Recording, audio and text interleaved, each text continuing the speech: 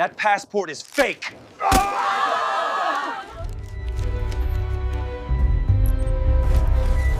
Get out of the way.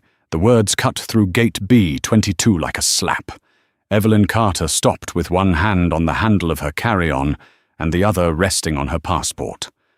Around her, the early morning crowd at Charlotte Douglas International Airport went still in that strange way crowds do when something ugly happens in public.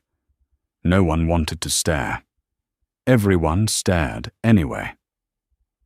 Marcus Reed stood behind the Summit Air podium with his blue lanyard crooked around his neck and a cup of coffee sweating beside the scanner. He was 38 years old, broad-shouldered, clean-shaven, and wearing the tight expression of a man who believed a small amount of power made him larger than he was.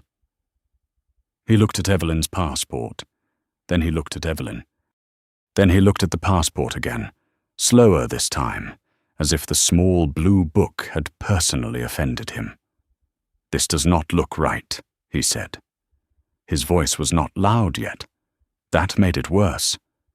Evelyn held his eyes. She was 44, dressed in a navy blazer, a white blouse, and black slacks, pressed sharp enough to show care without showing off.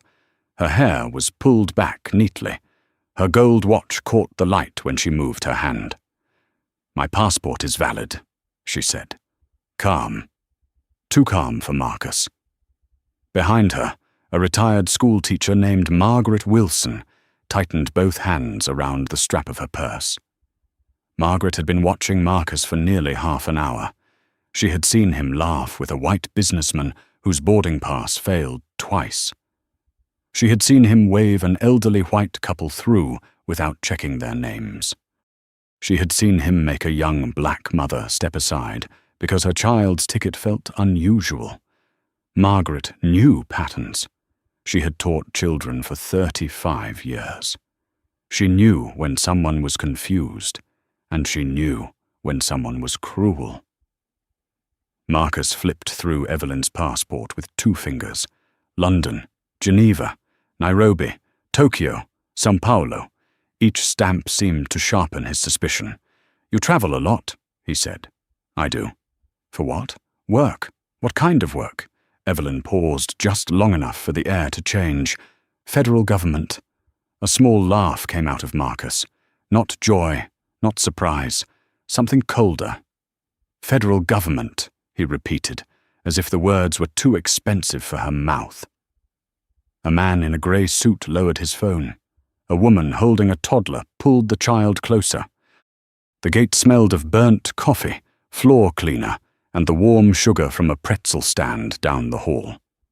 Overhead, a boarding announcement echoed from another gate, cheerful and useless.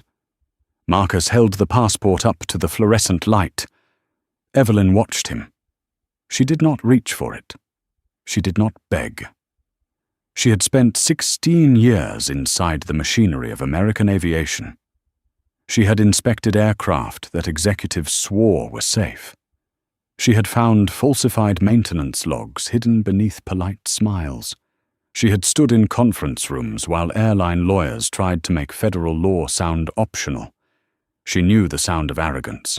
It always believed it was procedure. Marcus waved over a younger agent, Lauren Bennett. She was 26, tired-eyed, with a half-finished coffee in her hand. "Tell me this looks right," Marcus said. Lauren leaned in. She looked at the passport, then at Evelyn, then back at Marcus. "It looks fine to me." Marcus smiled without warmth. "Go back to your register." Lauren's face flushed. She hesitated, then stepped away. Her eyes dropped to the floor as if shame had weight. Evelyn saw that. Margaret saw it too. So did Daniel Brooks, a 33-year-old software engineer standing near the rope line. He had been watching since Marcus first touched the passport like it was contaminated. Something in Daniel's chest told him this was not going to end with an apology. He opened his camera, pressed record, kept the phone low. Marcus leaned forward. I need secondary identification. Evelyn opened her briefcase and placed her driver's license beside the passport. Marcus glanced at it. This does not match. It does, Evelyn said. My name is Evelyn Carter. It is the same on both documents. Do not tell me what matches at my gate. The crowd became quiet enough to hear the scanner beep from the next podium. Evelyn's breathing stayed even. Marcus's did not. His jaw tightened. His eyes narrowed. The thing inside him, the thing that had been hiding behind procedure, finally stepped into the open. People like you always think you can talk your way through anything, he said. Margaret whispered, Oh, Lord. Evelyn's voice softened, but it did not weaken.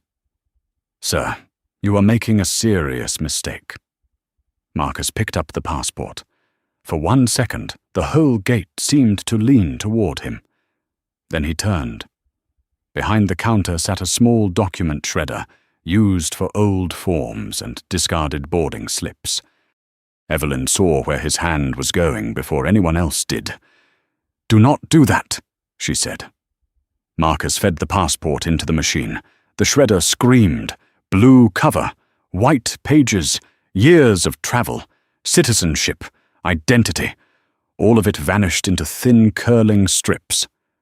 No one moved. No one breathed. Evelyn looked down at the paper falling into the bin. Then she looked back at Marcus. And for the first time, he noticed something in her eyes he had not expected. Not fear. Not humiliation.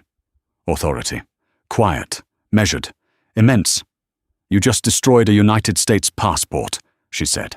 A federal document. Marcus smirked. I protected this flight. Evelyn reached into her briefcase. Not for another ID, not for an apology. For the credential he should have asked about, before he decided who she was. The credential came out of Evelyn's briefcase in a small black leather holder. She did not flash it. She did not wave it like a weapon. She opened it slowly, with 2 fingers, and placed it flat on the counter, beside the shredded remains of her passport. Marcus looked down. At first his face did not move. Then his eyes began to read. United States Department of Transportation, Federal Aviation Administration, Liaison Authority, Senior Federal Aviation Inspector, Evelyn Carter. The words seemed to drain the blood from his skin, 1 line at a time. The smirk disappeared. His mouth opened, but nothing came out. The gate stayed silent around them. Even the toddler near the window had stopped crying, as if the whole room understood that something larger than a missed flight had just entered the air. Margaret Wilson took 1 step closer to Evelyn. Not too close. Just enough to say, without words, that the woman was not standing alone. Marcus swallowed. You should have said something, he muttered. Evelyn looked at him. I did, she said. I told you my passport was valid. That landed harder than a shout. Daniel Brooks kept his phone steady. His thumb was damp against the case, but he did not stop recording. He could feel his own heartbeat in his wrist. He was not an activist, not a reporter, just a man who had seen too many people look away and later call it minding their business. Not today.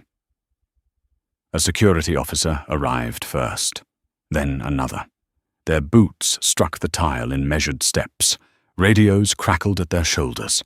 Marcus turned toward them fast, grateful for uniforms he believed would understand him. Officers, I have a passenger with a fraudulent document, he said. She became confrontational after I stopped her from boarding. The first officer, a square-jawed man named Officer Grant, looked at Evelyn. Then he looked at the credential on the counter. Then he looked at the shredder bin. Blue paper strips curled over the plastic edge like evidence trying to climb out. His expression changed. Not much. Enough. Sir, Officer Grant said, did you destroy that passport? Marcus stiffened. I confiscated a suspicious document. That is not what I asked. The second officer, Officer Ramirez, stepped behind the podium and looked into the bin. Her face tightened. She had worked the airport long enough to know the difference between a mistake and a mess. This was a mess with a federal seal in pieces. "Did you call TSA document verification?" she asked. Marcus blinked. "I used my judgment." Officer Ramirez looked up. "That is also not what I asked." A murmur moved through the gate. Soft, uneasy, the sound of people realizing that silence had consequences too. Lauren Bennett stood 2 counters away, frozen with her hands near her keyboard. She had heard everything. Her stomach twisted. She wanted to disappear. She wanted to go back 10 minutes and say more than "it looks fine" to me. Margaret saw the young woman's face. Regret was a hard thing to watch. It made people look suddenly younger. Evelyn saw it too, but she did not rescue her. Not yet. Some lessons had to breathe before they could heal. Officer Grant turned to Evelyn. "Ma'am, can you tell us what happened?" Evelyn's voice stayed steady. She described the line, the passport, the questions, the second identification, the younger agent's response, the insults, the shredder. She did not exaggerate. She did not need to. Every fact had sharp edges. Marcus shifted behind the podium. "That is not how it happened." Daniel raised his phone slightly. "I recorded it," he said. The words changed the room. Marcus looked at him for the first time. Daniel's voice shook, but he held it together. "I recorded the whole thing. A woman near the charging station covered her mouth. A man in a baseball cap whispered, 'Good.' Officer Ramirez held out her hand. 'Sir, do not delete anything.' 'I won't,' Daniel said. Marcus's face reddened. "This is insane. I was doing my job." Evelyn turned her head toward him. "No," she said quietly.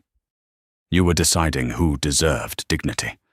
For one brief second, Marcus looked wounded, as if the accusation were unfair. But deeper than that, beneath the anger, there was fear. Not fear of what he had done to Evelyn. Fear of what might now happen to him. That was the difference, and everyone could feel it. The boarding screen still glowed above them. Summit Air Flight 1482 to Washington, D.C. Delayed.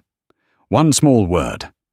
But inside Gate B-22, it felt like an entire system had paused. Officer Grant stepped closer to Marcus. "Step away from the podium." Marcus did not move. "Sir." The second time was colder. Marcus looked at Evelyn's credential again, then at the shredded passport, then at Daniel's phone. Slowly, he stepped back. His kingdom had been the size of a counter, a scanner, and a plastic name badge, and now even that was being taken from him. Marcus stood 3 feet from the podium, but it felt farther. The scanner was still there. The computer was still open. His coffee still sat beside the keyboard, untouched now, a brown ring spreading under the paper cup, but the place no longer belonged to him. Officer Grant kept one hand near his radio and the other on his notepad. His voice stayed even. "Tell me exactly what happened."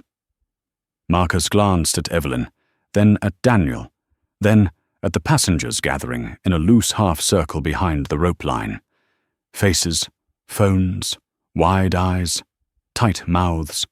He saw judgment everywhere, and it made him angrier because he could not control it. "I already told you," Marcus said. The document looked suspicious. Officer Grant looked down at the shredded passport. What specifically looked suspicious?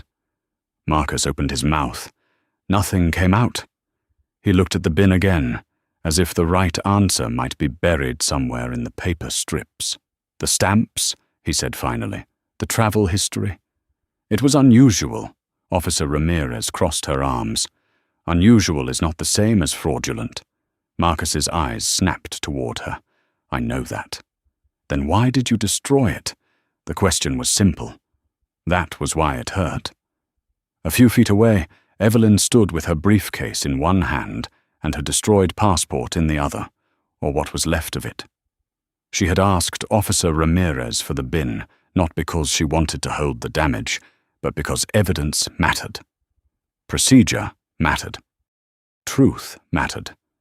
Her hand didn't shake, but inside, something old and tired pressed against her ribs. It was not surprise. Surprise had left her years ago.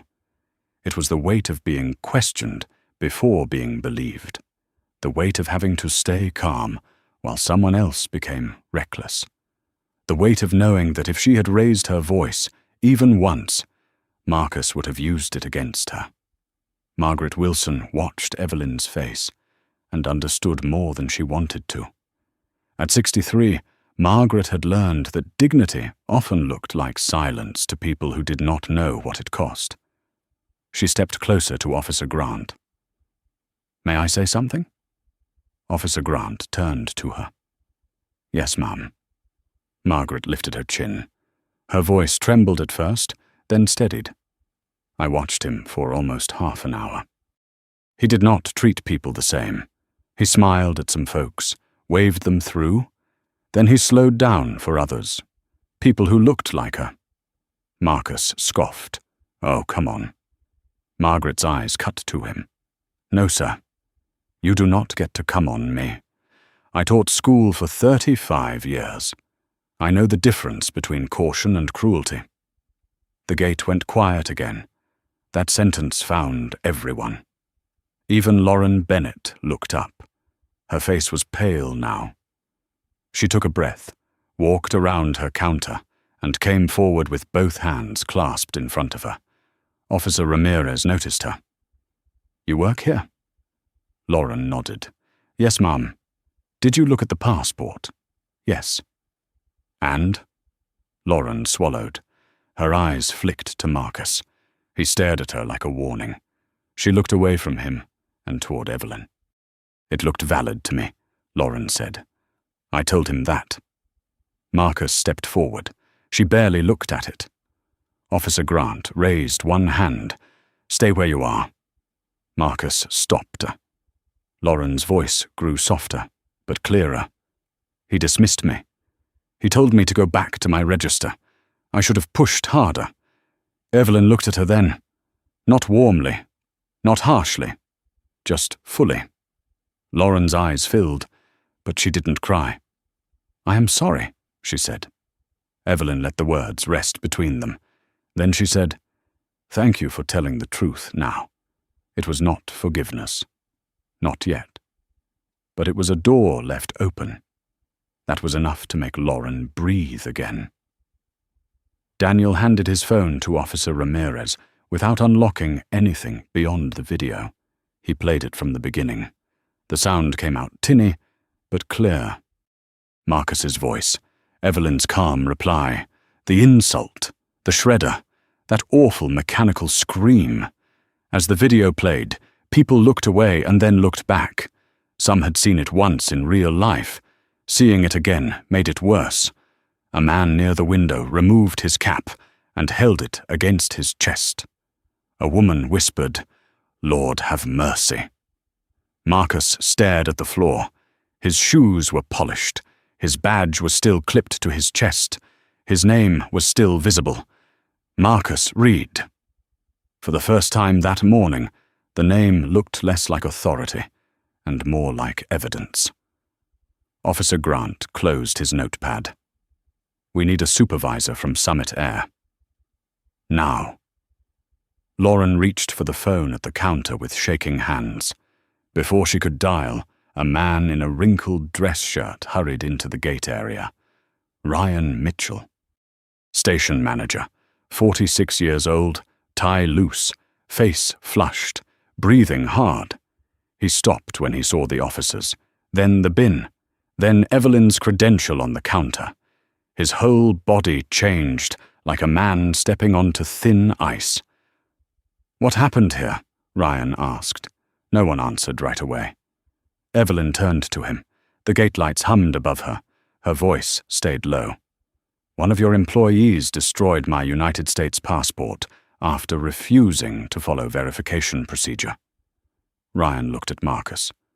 Marcus looked away, and that small movement told Ryan almost everything. Ryan Mitchell did not speak for a full 5 seconds. That was all it took for the truth to spread across his face. First confusion, then fear, then the look of a man trying to calculate how much damage had already been done. He stepped toward the counter and lowered his voice. "Marcus, tell me you did not put a passport through that shredder." Marcus straightened his shoulders. It was suspicious. Ryan closed his eyes for half a second. Not long enough to pray. Just long enough to keep from saying something he could not take back in front of passengers. "Did you call the TSA document verification line?" Marcus looked past him. "Ryan, I have handled documents for 7 years." "That is not what I asked." The sentence echoed the officer's. Same words, same wall. Marcus's jaw tightened. "No, I did not call." Ryan looked at the bin again. The shredded blue strips sat there under the fluorescent lights, small, silent, unforgiving. Officer Ramirez placed Daniel's phone on the counter and turned the screen toward Ryan. "You need to see this." Ryan did not want to. Everyone could tell. But he pressed play. The video filled the small screen. Marcus's voice came out sharp and clear. Evelyn's calm answer followed. Then the insult. Then the sound of the shredder. Ryan's face changed as the video played. His throat moved.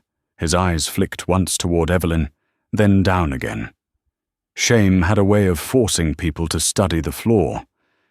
When the video ended, no one said anything. Then Margaret Wilson spoke from behind the rope line. That is what happened, every word of it. Ryan nodded once, slow.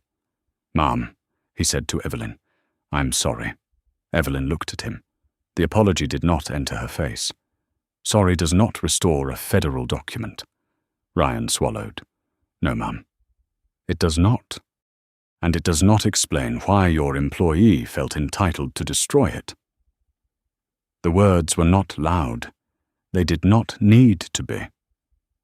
Ryan felt them like pressure against his chest. He had taken this station manager role 3 years earlier, believing he could fix small problems with schedules, staffing, and nicer break room posters. He had heard complaints. He had seen reports. He had trusted supervisors when they marked them resolved. Now those buried things were rising, and they had teeth. His radio crackled. "Ryan, operations wants you on the phone. Corporate is asking what is happening at B22. Ryan looked toward the back hallway. Then his cell phone began to vibrate in his pocket. He pulled it out. "Summit Air Regional Operations," he answered. "Ryan Mitchell." He listened. His eyes lifted to the crowd, then to Marcus, then to Evelyn's credential. "Yes, sir," he said. "There is video." A pause. "Yes, sir. A passport was destroyed." Another pause. Ryan's face went pale. "I understand." He ended the call and slid the phone into his pocket with slow fingers. Marcus watched him. What did they say? Ryan did not answer him right away. He turned to Officer Grant. "Can we move Mr. Reed to a non-public area?" Marcus recoiled. "Move me? For what?" Ryan's voice was quiet now.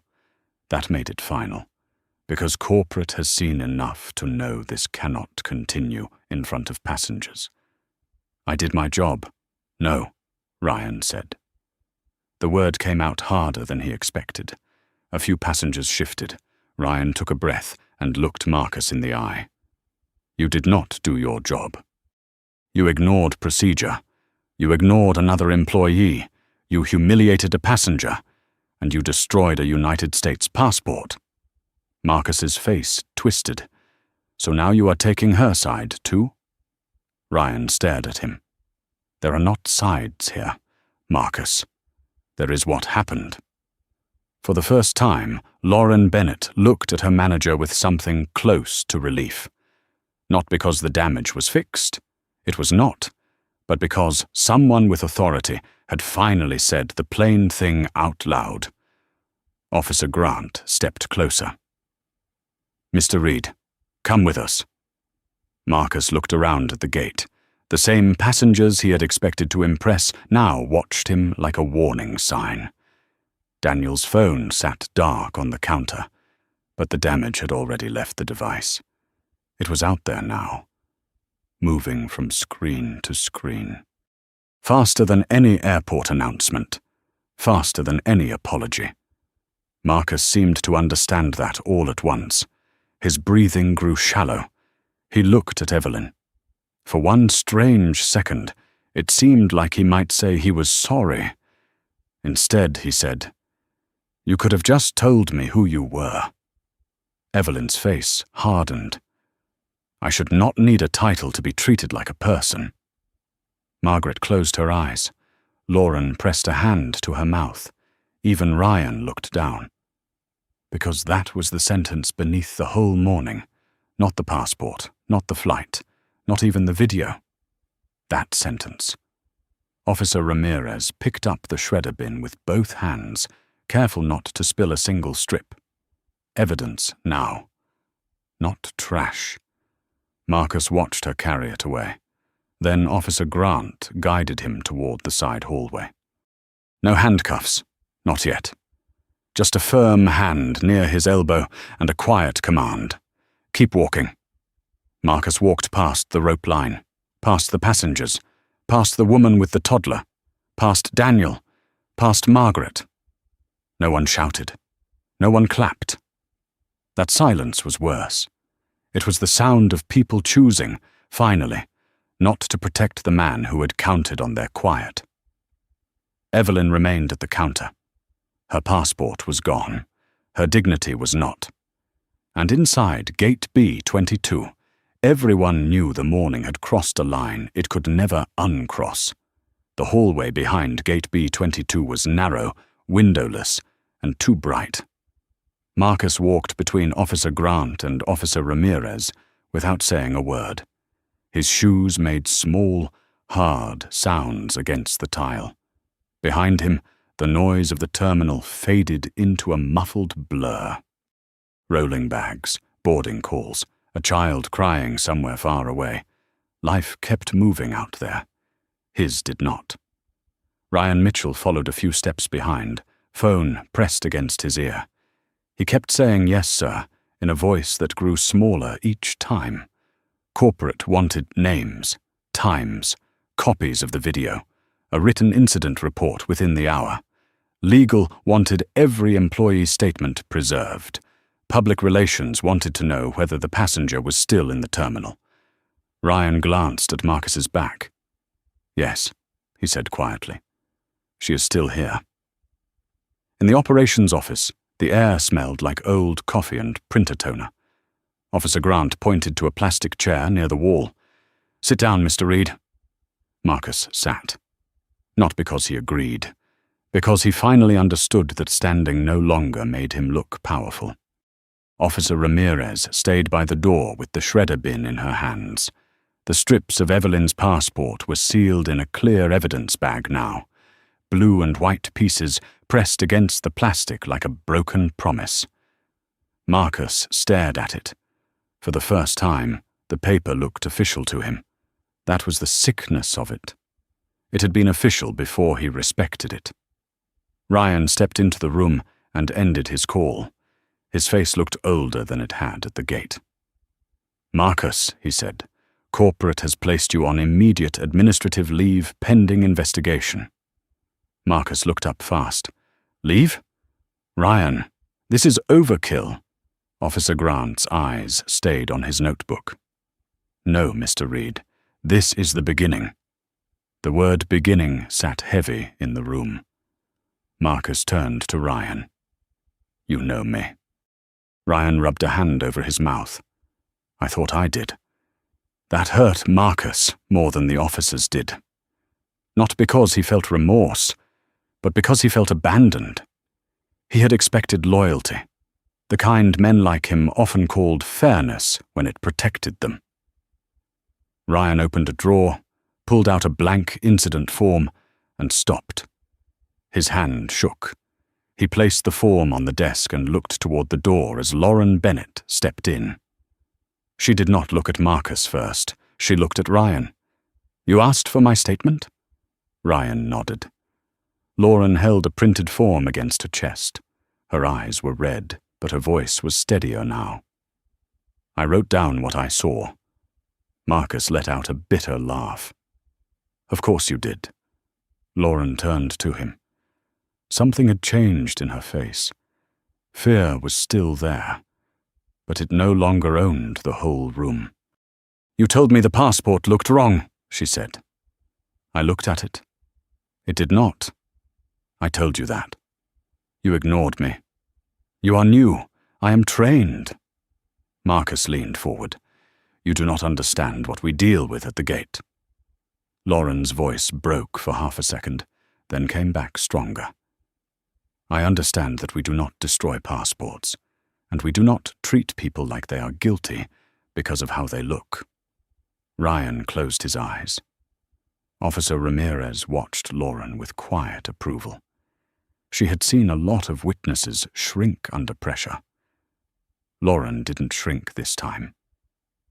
Back at the gate, Evelyn sat near the window with Margaret beside her. The chair was hard, the light was cold. Her flight was delayed on the screen above them, but nobody around her complained now. Margaret reached into her purse and pulled out a small pack of tissues. "I know you do not need this," she said softly, "but I am offering it anyway." Evelyn looked at the tissue, then at Margaret. For the first time all morning, her face softened. "Thank you." She took one, not because she was crying, because kindness deserved to be accepted. Daniel stood nearby with Officer Ramirez's colleague, giving his contact information. His phone kept buzzing in his pocket, message after message. He glanced down once and saw that someone had already shared the video from his account. Views climbing, comments multiplying. His stomach tightened. He had not posted it for attention. He had posted it because the truth needed witnesses. Still, the speed of it frightened him. The internet could expose cruelty, but it could also turn pain into entertainment. He looked toward Evelyn. She was not a hashtag. She was a person sitting under airport lights, holding a tissue with both hands. That mattered. A woman with a toddler approached slowly. "Mum," she said to Evelyn, "I am sorry I did not say anything." Her voice was small. Evelyn looked up. The woman's eyes were wet. "My little boy saw it. I wish I had shown him better." Evelyn studied her for a moment. Then she said, "Show him now." The woman nodded. She turned to her son, knelt down, and whispered something into his ear. The boy looked at Evelyn with wide eyes. Then he said, "I'm sorry that happened." Evelyn's breath caught quietly. Not much, enough for Margaret to notice. "Thank you," Evelyn said. And in that small moment, among delayed flights and federal reports and shredded paper, something human survived the damage. Patricia Morgan arrived at Charlotte Douglas before the next boarding announcement could finish. She came through the terminal doors in a dark grey suit, federal badge clipped to her lapel, one hand around a leather folder, and the other holding a phone that had not stopped ringing since she left her car. She was 52, compact, sharp-eyed, and moving with the kind of purpose that made people step aside before they knew why. Officer Grant saw her first. He straightened. "Ms. Morgan?" Patricia nodded once. "Where is Evelyn Carter?" He pointed toward the window. Patricia's eyes found Evelyn sitting beside Margaret Wilson. For one brief moment, the hardness in Patricia's face shifted. Not softened, shifted. Like anger had made room for concern. Evelyn stood as Patricia approached. Neither woman hugged. They were not that kind of colleagues. Their world was built on reports, regulations, and rooms where every word could become part of a record. But Patricia reached for Evelyn's arm and held it for half a second. That was enough. "Are you hurt?" Patricia asked. "No." "Were you touched?" "No." "Your passport?" Evelyn glanced toward the sealed evidence bag now held by Officer Ramirez. "Destroyed." Patricia looked at the bag. Her jaw set. The terminal noise seemed to fade around her. A rolling suitcase squeaked past. A coffee machine hissed behind a kiosk. Somewhere overhead, a calm, recorded voice reminded passengers not to leave bags unattended. Patricia turned to Ryan Mitchell. "You are the station manager." Ryan stepped forward. "Yes, Mum." "Ryan Mitchell.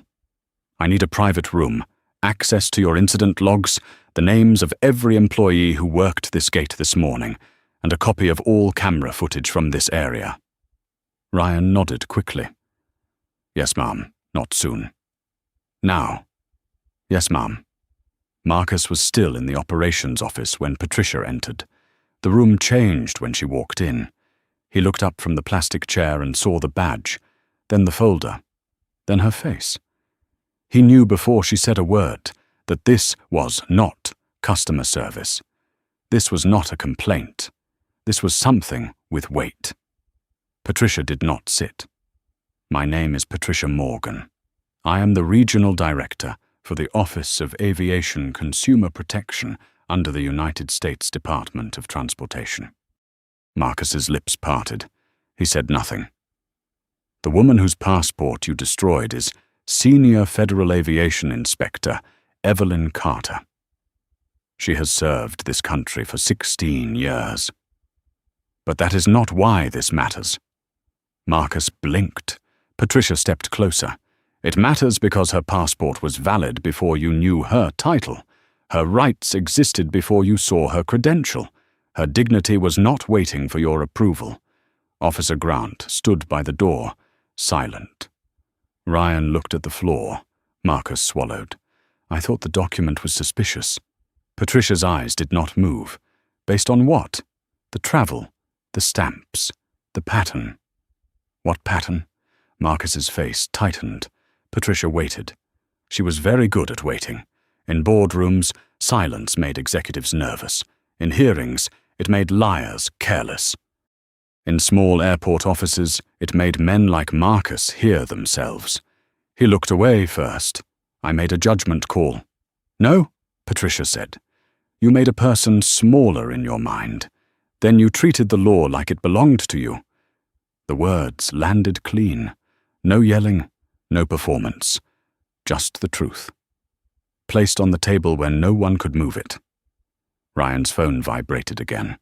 He ignored it. Patricia turned to him. "Mr. Mitchell, this department is opening a formal inquiry into Summit Air's passenger handling practices at this station." Ryan's head lifted. "Ma'am, I understand this incident is serious, but I truly believe this is isolated." Patricia opened her folder. Paper moved softly. "No, it is not." Ryan stopped breathing for a second. Patricia read from the page. 14 discrimination complaints in 2 years at this station, most involving passengers of color, several involving document challenges or denied boarding, all closed internally. Ryan's face drained. Marcus looked at him. Even he had not expected that number to be spoken out loud. Patricia closed the folder. Resolved does not mean resolved, Mr. Mitchell. Sometimes it means buried. The office went still.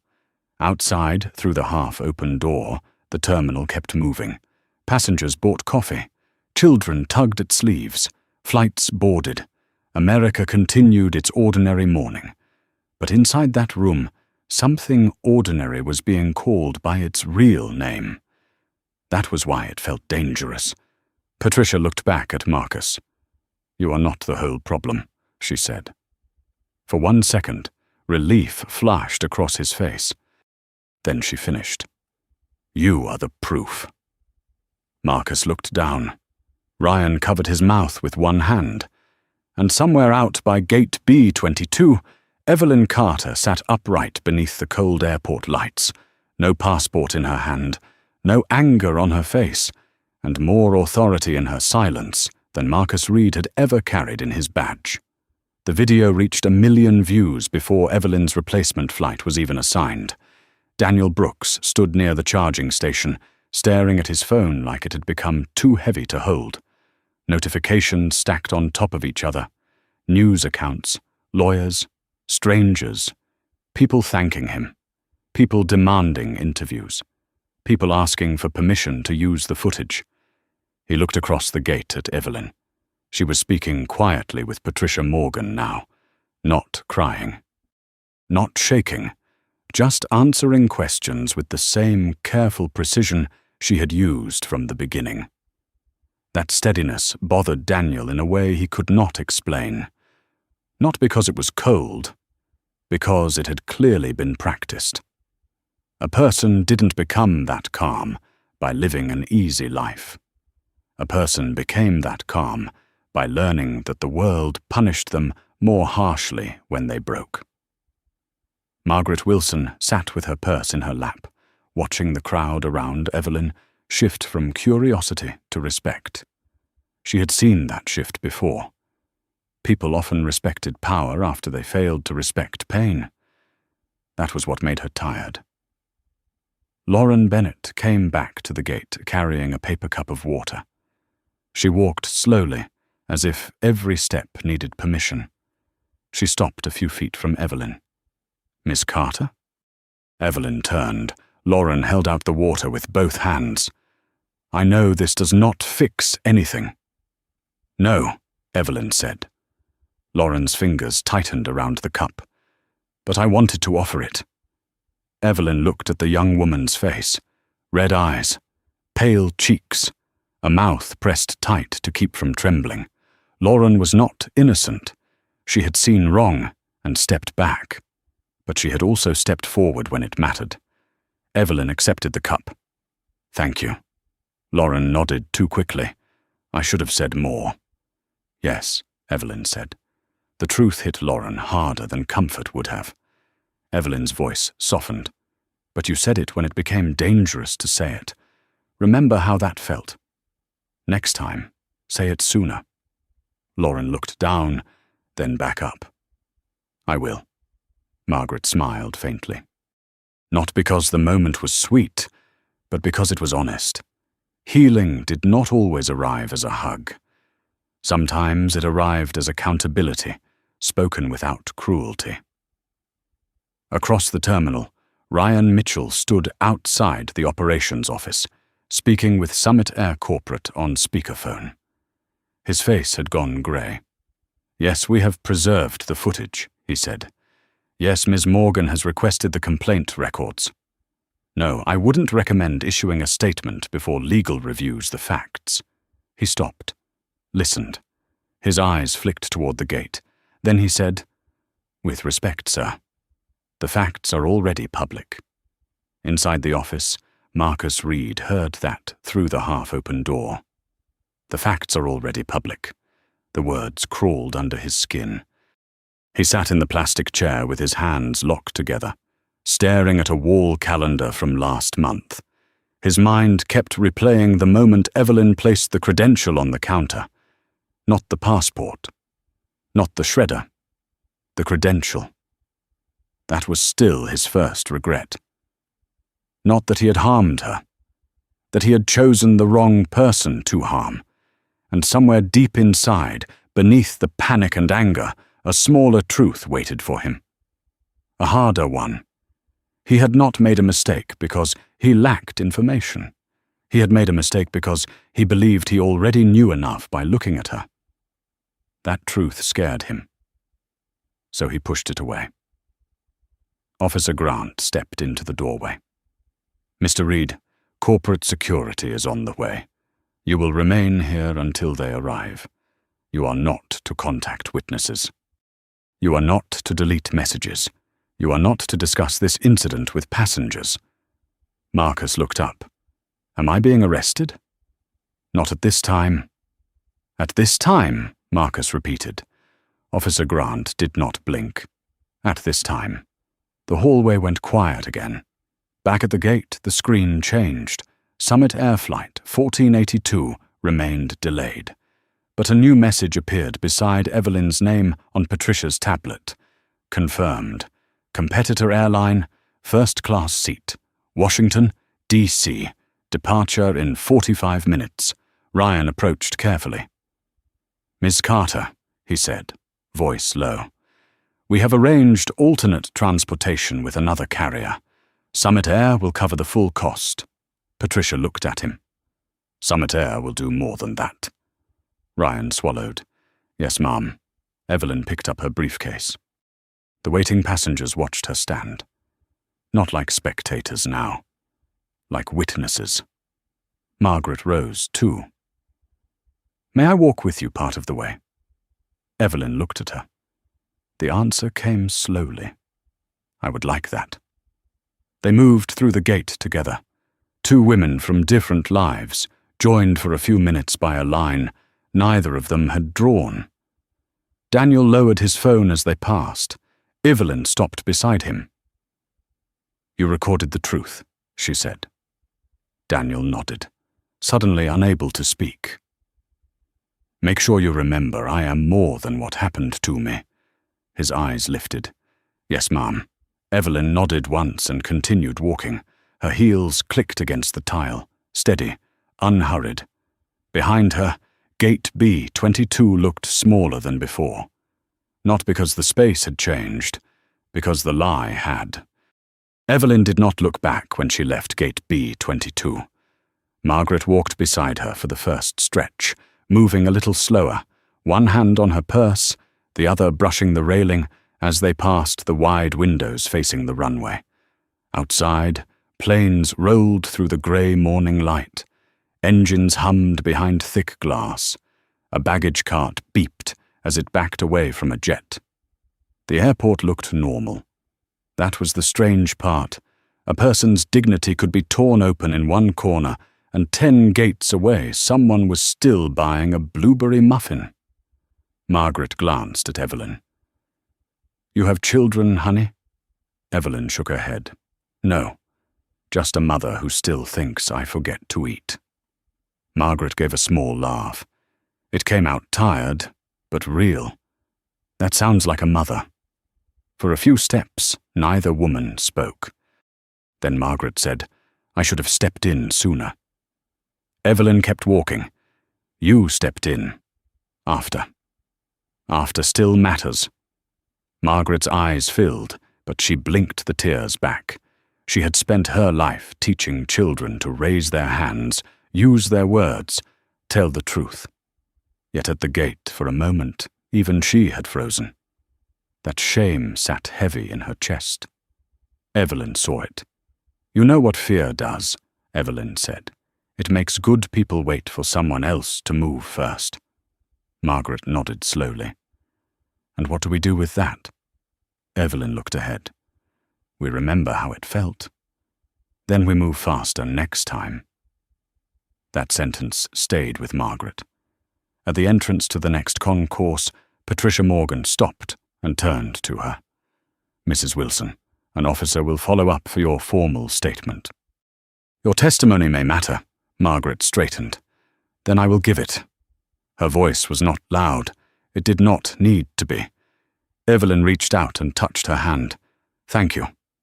Margaret squeezed back once. "Go see your mama." Evelyn's face softened.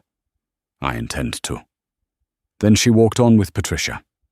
Behind them, Ryan Mitchell remained at Gate B-22, standing in the middle of an airport that no longer felt like his station. His phone kept buzzing. Corporate, legal, media relations, operations. Each call wanted control. Each voice wanted wording. Ryan wanted one thing, the complaint records. He went to the back office and logged into the station system with hands that felt stiff. He typed Marcus Reed's employee number. The file opened, performance reviews, attendance notes. Customer compliments, then complaints. Ryan clicked. 1, 2, 5, 9. His throat tightened. Passenger reported hostile treatment during document check. Passenger alleged discriminatory comments. Passenger stated gate agent refused boarding without clear explanation. Resolved. No action needed. Resolved. No action needed. Resolved. No action needed. The same phrase again and again. Ryan sat back in the chair. The hum of the computer seemed too loud. He had seen some of these before. Not all. Enough. He remembered asking Gary Fulton, the shift supervisor, whether anything needed attention. Gary had shrugged and said some passengers complain when they do not get their way. Ryan had accepted that. Because it was easy. Because the day was busy. Because the flight needed to go. Because no one had shredded a passport yet. He covered his face with both hands. In the operations office, Marcus heard raised voices down the hall. Corporate security had arrived. 2 men in dark jackets spoke with Officer Grant. Officer Ramirez stood nearby, holding the evidence bag like it weighed more than paper. Marcus watched through the doorway. His phone buzzed on the table, a text from a co-worker. "Bro, you are everywhere." He stared at the words. Then a link appeared. He should not have opened it. He did. The video loaded. There he was. His face, his voice, his hand pushing the passport into the shredder. The view count had passed 2 million. Comments blurred beneath it faster than he could read. His skin went cold. For the first time, Marcus heard himself the way everyone else heard him. Not firm. Not professional. Cruel. He locked the phone and set it down like it had burned him. Officer Grant stepped inside. "Mr. Reed, your union representative has been notified. Summit Air Corporate Security is also present. You are being placed on administrative removal from duty pending further investigation." Marcus stood. "Do I get to make a statement? You will have that opportunity." "When?" Officer Grant looked at him. "When you are ready to tell the truth." Marcus's mouth tightened. But he did not answer. Across the airport, Evelyn reached the competitor airline counter. A gate agent named Susan Harper looked up, already briefed, eyes kind, but careful. "Ms. Carter," Susan said, "we have you confirmed to Washington. First class. Boarding begins in about 20 minutes. She handed Evelyn a new boarding pass with both hands. No suspicion, no performance, just respect. Evelyn took it. "Thank you." Susan lowered her voice. "I am sorry for what happened over there." Evelyn looked at the boarding pass, then back at Susan. "Make sure it does not happen here." Susan nodded. "I will."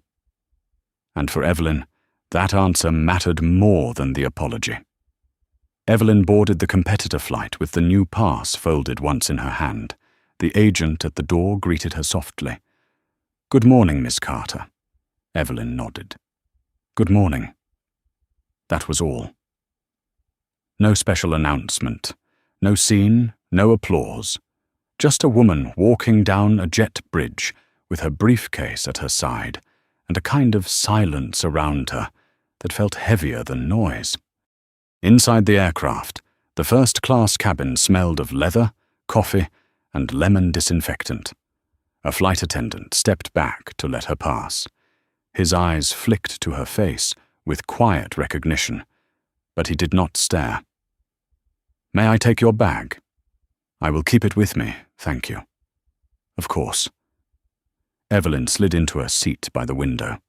The runway stretched beyond the glass, grey and wet under the morning sky.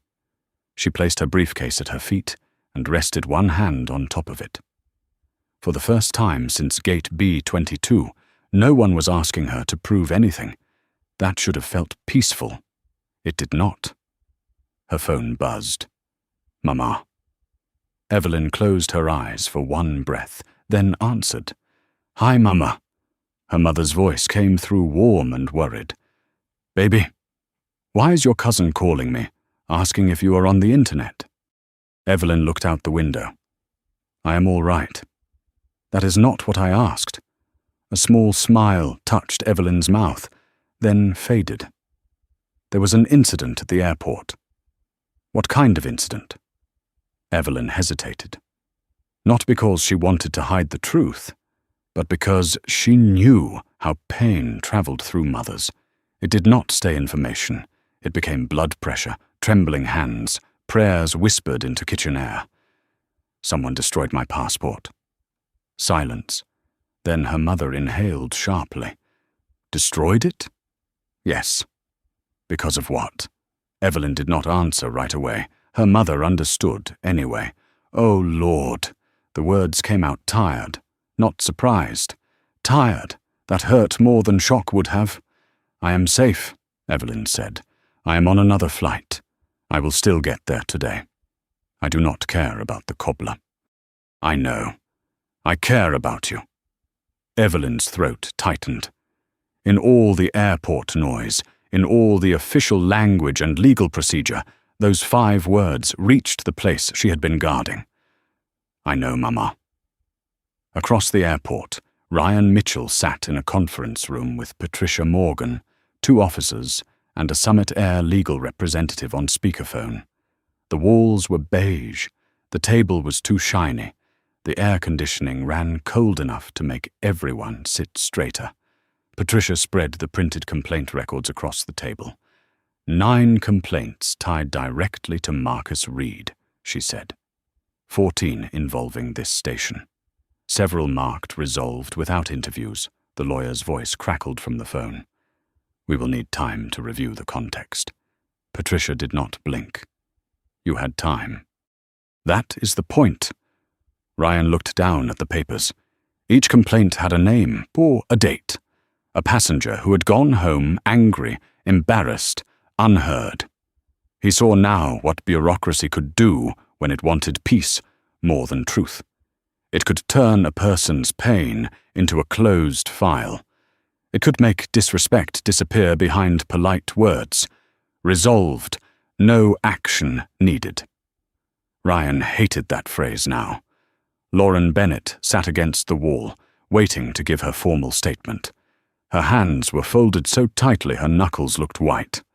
She listened to Patricia's voice and felt something shift inside her. Training had taught her rules. This morning had taught her responsibility. There was a difference. In the operations office, Marcus Reed signed a notice acknowledging his removal from duty. Corporate security stood beside him.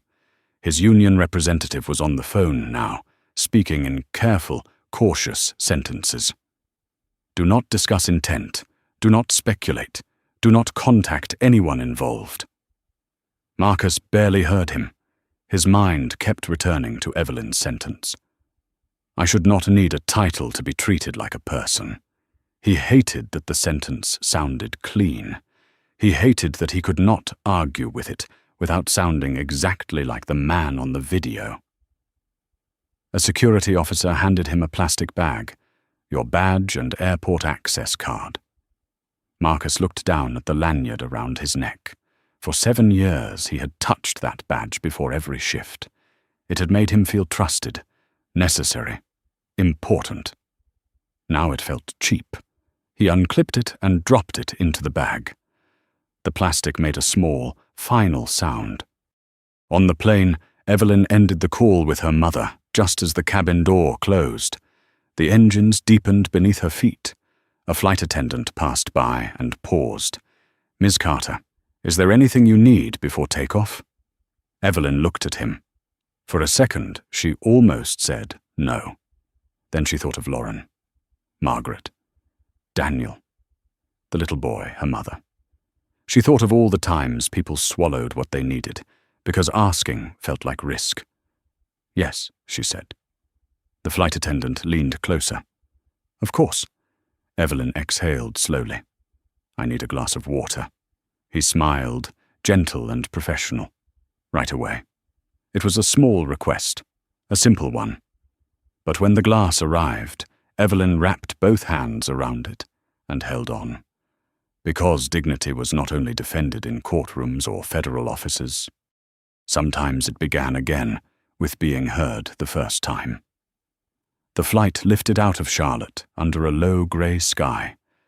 Evelyn watched the city shrink beneath the wing until the roads turned into thin lines and the airport became a shape behind glass. Her hands rested on the cup of water in her lap. The cold had faded from it, but she still held it like something steady. The cabin was quiet. A newspaper rustled across the aisle. A man cleared his throat. Somewhere behind her, ice shifted in a plastic cup. Evelyn closed her eyes. For the first time that morning, she let herself feel the weight of it. Not all at once, just enough. The insult, the shredder, the silence before Margaret moved, the young mother kneeling beside her little boy, Daniel's voice saying he recorded it, Lauren's apology, her mother's tired, "Oh Lord," through the phone. Evelyn had spent years believing that control could protect her, walk calmly, speak clearly, dress well, carry proof, know the rules better than the person breaking them. But that morning had reminded her of something painful. Respect should not have to be earned in advance. It should be the starting point. Back at Charlotte Douglas, Marcus Reed was escorted through a side corridor by corporate security. He no longer wore his badge. Without it, his uniform looked unfinished, like a costume missing its meaning. Employees watched from doorways. No one spoke. Marcus kept his eyes forward, but he felt every look land on him. He wanted anger to carry him. He wanted to believe he was being sacrificed for a viral moment. But the video had stripped that story down to nothing. It showed his hand, his voice, his choice. Ryan Mitchell stood in the conference room while Patricia Morgan gathered the complaint files into a neat stack. He looked drained, but not innocent. That was the hardest part for him. He had not shredded the passport. He had not said the words, but he had trusted a system that made those words possible. Patricia slid one file toward him. "Read them," she said. Ryan nodded. "All of them, yes, ma'am. And when you are done, do not ask how this happened. Ask who benefited from not seeing it." Ryan looked up. The sentence stayed in the room after she left. By late afternoon, Summit Air issued its statement. Marcus Reed was removed from duty. A federal inquiry was underway. The airline promised cooperation, training, review, reform. People online argued about the wording. Too late, too polished, too careful. But at Gate B-22, the people who had been there remembered something no statement could smooth over. They remembered the sound, the shredder, that terrible scream of paper being torn into strips. Margaret Wilson gave her statement before boarding a later flight. She sat straight in the chair, purse on her lap, eyes clear. "I am not here because I enjoy trouble," she told Officer Ramirez. "I am here because I saw a woman treated like she didn't belong in her own country, and I have lived too long to pretend silence is neutral." Officer Ramirez stopped writing for 1 second. Then she nodded. Daniel Brooks sent the original video file to investigators. Before he left the airport, he posted one more message. "She is a person, not just a headline. Remember that." Then he turned off his notifications. Lauren Bennett finished her shift with red eyes and a changed heart. That evening, she wrote her own statement twice. The first version protected her. The second told the truth. She submitted the second. In Washington, Evelyn's mother was waiting near baggage claim when Evelyn arrived. Small woman, silver hair, brown coat, hands folded around worry. When she saw her daughter, she did not wave. She moved, fast. Evelyn stepped into her arms, and for a moment, all the authority, all the titles, all the federal weight fell away. She was just someone's child. Her mother held her tightly. "I made cobbler," she whispered. Evelyn laughed once against her shoulder. A real laugh. Soft. Broken. Healing. I know, Mama. The investigation would come. The hearings would come. The consequences would come. Marcus would learn that power without humility is not strength. Summit Air would learn that buried complaints do not disappear. They wait, and Evelyn Carter would keep flying. Not because she forgot, because she refused to let one man's prejudice become the border of her life. So take this story with you. Like the video if it reminded you that dignity matters. Subscribe if you believe stories like this still need to be told.